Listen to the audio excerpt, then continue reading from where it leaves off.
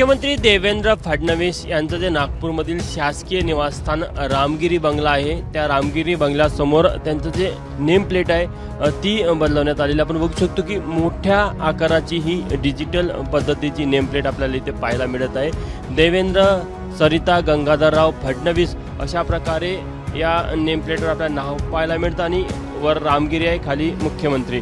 म्हणजे नवीन मुख्यमंत्र्यांची एक नवीन सुरुवात आपल्याला पाहायला मिळत आहे। जुनी जर का तुम्ही नेम प्लेट बघितली तर देवेंद्र सरिता गंगाधरराव फडणवीस ही जी नेम प्लेट आहे ही जुनी आहे। याआधी एकनाथ शिंदे जेव्हा मुख्यमंत्री होते तेव्हा देखील त्यांची अशाच प्रकारे नेम प्लेट पाहायला मिळत होती।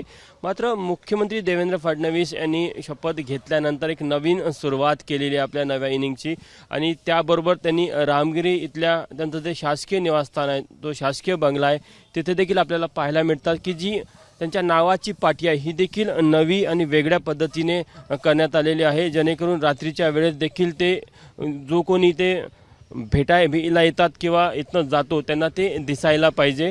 निश्चितच सध्या सकाळचं वेळ आहे आणि आपण बघू शकतो की रामगिरीच्या मुख्य द्वारावर पोलिसांची देखील मोठी चोख सुरक्षा व्यवस्था पाहायला मिळत आहे आणि आज हिवाळी अधिवेशनाचा पहिला दिवस आहे। मुख्यमंत्र्यांना भेटणाऱ्यांचा देखील मोठा गराडा सकाळपासून असतो। या पार्श्वभूमीवर देखील इथे चोख सुरक्षा व्यवस्था तर आहेच, पण सर्वांचं लक्ष वेधून घेते ती ही मुख्यमंत्र्यांची इथे लागलेली नवीन पाटी।